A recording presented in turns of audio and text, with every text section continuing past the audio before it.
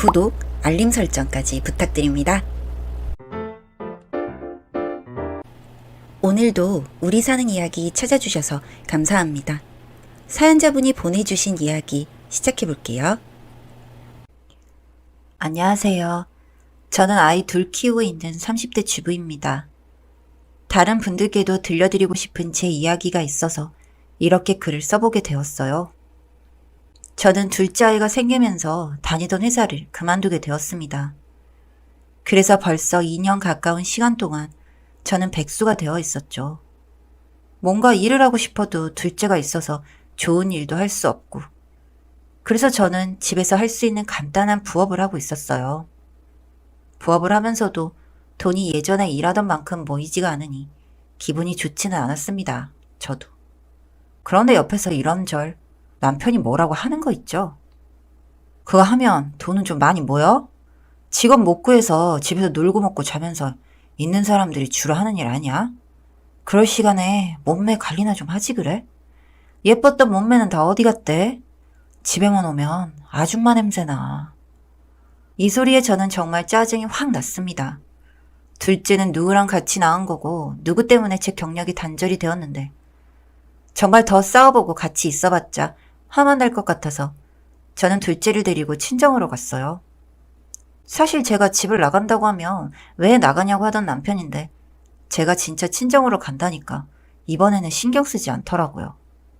조금은 의아한 마음을 가지고 친정으로 갔습니다. 부모님 생신 때나 2달에 한 번 정도 가던 친정인데 제가 아무 말도 없이 아이를 데리고 갑자기 친정에 가니까 부모님이 많이 놀라셨더라고요. 정서방이랑 싸운 거냐? 갑자기 애까지 왜 또 데리고 왔냐면서 놀라신 부모님. 부모님께 제가 남편과 있었던 얘기, 경력이 단절되어서 속상한데 집에서 애 키우면서 뭐라도 하고 싶어서 하는 부업에 대해서 남편이 무시하고 제가 통통한 아줌마가 되어가는 것에 대해서 뭐라 한 이야기 등등 얘기를 해드렸어요. 제 이야기를 다 들은 부모님은 정말 화가 나서 말씀하셨습니다. 애는 뭐 너 혼자 낳았다니? 정서방 그것도 좋으니까 너랑 같이 아이 만든 거 아니야? 회사도 정서방이 너 힘들 것 같다고 그만두라고 하지 않았니? 회사 그만두라고 한 건 누구고 네가 계속 다닐 수 있다는데 첫째랑 둘째 심심해하니 나중에 상처를 받니 어쩌고 하고. 너 정서방이랑 같이 사는 거 힘들면 분가해라. 너 그렇게까지 무시하고 하는 사람에게 너 맡길 수 없어. 엄마 아빠 너랑 애들 키우는 것까진 안 힘드니까 정 힘들면 그냥 이 집에서 살아. 정서방 그 자식 연락 와도 절대 받지 마라. 어떻게 우리 딸을 이따위로 무시를 해? 엄마가 정말 화를 엄청 내면서 소리를 지르시는데 평소 웬만해서는 화를 내지 않는 엄마다 보니 놀라기도 했고 정말 많이 속상하셨구나 싶었습니다. 이게 불효다 싶고 정말 마음이 참담하더라고요. 옆에서 아빠도 여자 무시하는 남자는 필요 없다면서 한 소리 거들어 주셨어요. 참담한 마음 한켠에는 또 이렇게 날 응원해주고 내 편인 부모님이 계신다고 생각하니 힘이 되기도 했습니다. 그렇게 저는 아이와 함께 친정에서 며칠간 지냈어요. 처음에는 제가 나가도 관심 없어 하던 남편이지만 그래도 제가 계속 집에 안 들어오면 연락이 오지 않을까 싶었는데 남편에게서는 전혀 연락이 오지 않더군요. 점점 괘씸한 마음이 들었습니다. 그리고 제가 집에 안 들어간 지 일주일쯤 되어가던데 부모님은 나가셨고 저랑 아이만 집에 있는데 밖에서 띵똥거리는 소리가 들렸어요. 초인종으로 누군지 보니까 남편이더라고요. 저 장모님 땡땡이 여기 있습니까? 집 나가라고 할 땐 언제고 지금 와서 이렇게 찾는 건지, 그리고 무시할 땐 언제고 정말 큰일 난 사람처럼 절 찾는 건지 정말 화가 났습니다. 전 최대한 저희 엄마 목소리를 흉내내면서 말했죠. 자네가 어디라고 여길 와? 우리 딸 나가라고 할 땐 언제고 나갈 땐 붙잡지도 않고 집에서도 계속 무시했다면서 없어지니 소중한가? 남편은 밖에서 제발 문 좀 열어달라면서 저를 제발 집으로 다시 보내달라면서 애원했어요. 그런 남편을 보면서 웃기고 고소해서 저는 계속 저희 엄마 목소리를 흉내내면서 절대 용서해줄 수 없고 절 보내줄 수 없다고 말했죠. 장모님, 그리고 땡땡아 정말 잘못했다. 내가 미쳤나 봐. 널 무시하고 집 나가도 뭐라고 안 하고. 내가 정말 잘못했다. 앞으로 내가 진짜 잘할게. 내가 한 번만 더 너 무시하거나 그럼 내가 정말 개의 자식이다, 개의 자식. 하지만 검은 머리 짐승은 키우는 게 아니고 사람은 고쳐 쓰는 게 아니라고 하죠. 저는 남편을 믿을 수가 없어서 절대 저를 집에 보낼 수 없다고 하고 더 이상 남편에게 대응해주지 않았습니다. 밖에서 남편은 몇 번이고 제 이름을 부르면서 울다가 가더라고요. 저는 저녁에 집에 돌아오신 엄마 아빠께 오늘 남편이 와서 절 찾았다고 말씀드렸어요. 너 절대 그 인간 따라가지 말어. 있을 때 소중한지 모르고 없어지니까 찾는 놈들은 큰 대가 좀 당해봐야 돼. 그리고 너 다시 가면 조금만 뭐라고 해도 친정으로 쪼르르 달려가서 이른다 뭐한다 하면서 더 욕할 거리 만들어서 욕할지 누가 아니? 계속 친정에 있어. 정서방 이 인간 내가 회사를 직접 찾아가서 크게 혼쭐을 내던가 해야지. 그리고 제가 절대 상종을 안 해줘서 며칠 생각 정리 좀 하고 올 줄 알았던 남편은 그날 저녁 또 저희 친정 앞에 와서 살살 빌더라고요. 순간 저와 엄마는 정말 기막힌 생각이 났습니다. 그래서 남편을 집으로 들였죠. 아이고, 우리 강아지 왔어? 멍멍해봐, 멍멍. 남편은 왜 본인을 강아지 취급하냐면서 의아해하더라고요. 그리고 그렇게 의아해하는 남편에게 저와 엄마는 한 번만 더 무시하거나 하면 걔의 자식이 될 거라고 했으니 미리 훈련을 시키는 것이라 말해줬습니다. 계속 뭘 해도 옆에서 멍멍 해보라고 하거나 밥도 저희 집 강아지 옆에서 먹게 하고 개서류를 주고 우유만 줬죠. 그리고 저희 남편이 침대에 누우려고 하며 어디 개가 침대에 눕며 등등 말 그대로 강아지 취급을 했습니다. 솔직히 하면서도 웃기는 걸 참느라고 힘들었지만 본인 입으로 뱉은 말은 꼭 책임지길 바라는 마음에서 그렇게 했습니다.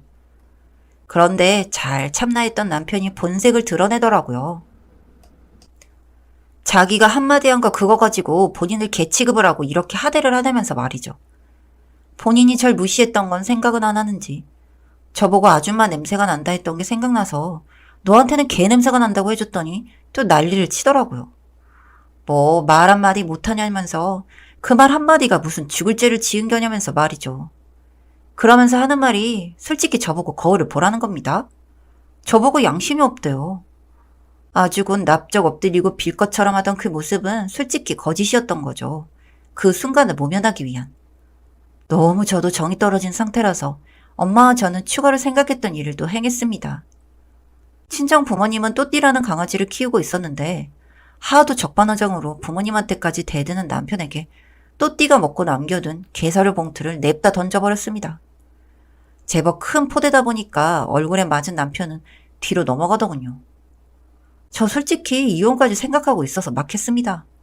집에 있는 물건들을 내던지면서 다신 오지 말라면서 쫓아내버렸죠.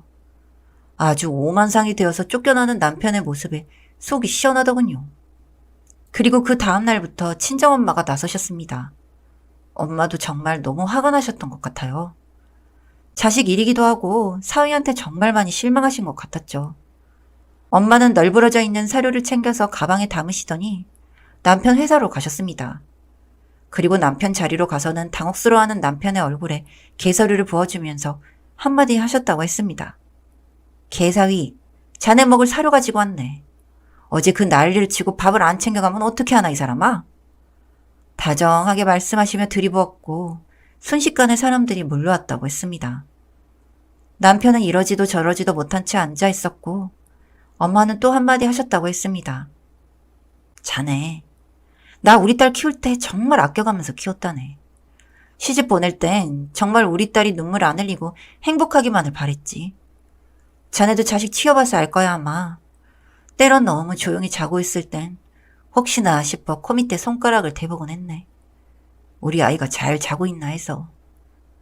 그렇게 키운 딸을 나는 분명히 사람에게 시집을 보냈는데 몇 년의 시간이 흐르고 그 사람의 외모가 바뀌었다고. 그것도 자네의 자식을 키우느라 본인을 돌보지 못했다는 이유로 냄새나는 사람 취급을 하다니. 자네 말대로 자네는 개가 맞네. 아니 어쩌면 개보다도 못한 사람일 수도 있겠지. 인간의 기본적인 신의를 저버리지 말게나. 그걸 저버린다면 자네 말대로 사람과 짐승이 뭐가 다르겠나? 여기까지 하겠네. 이제 나머지는 자네가 선택하게. 그만 헤어질 건지 이런 모욕을 당하고도 계속 살 건지 그건 자네가 판단할 수 있게 해주겠네. 이런 말을 남기고 뒤돌아 나오셨다고 했습니다. 그리고 한 일주일이 지났을까요? 남편이 절 데리러 왔습니다. 아주 말끔하게 차려입고 처음 우리 집에 인사를 드리러 왔을 때처럼 묵직한 과일 바구니를 들고 말이죠. 그리고 별말 없이 무릎을 꿇었고 저희 부모님도 별말 없이 그렇게 저희를 보내주셨습니다. 저와 남편은 그날 저녁 많은 이야기를 했습니다. 그리고 저에게 용서를 구했고요. 솔직히 전 그렇게 다가오는 남편이지만 완전한 믿음이 가지 않았습니다. 언제고 바뀔 수 있는 사람이라는 생각이 들었으니까요. 그렇게 2년이 다 되어가는 지금까지는 변함없는 모습으로 살아가고 있습니다. 절 더 이상 무시하지 않고 상처가 되는 말 역시 하지 않습니다. 너무 과하다 생각할 수 있었지만 저희 친정 부모님은 앞으로의 절 위해서 그렇게 하셨던 것 같습니다. 그 이후 친정에 가면 저희 부모님은 버선발로 뛰어나오셔서 남편을 맞이해 주십니다. 서로 간에 있었던 일들에 대해서 완전히 잊을 수는 없을 것입니다. 그 위에 좋은 시간들이 쌓여야 하겠죠. 이렇게 참교육한 사람도 있다고 한번 사연 보내봅니다. 감사합니다. 사연은 여기까지였고요. 우리 사는 이야기 시청해주셔서 감사합니다.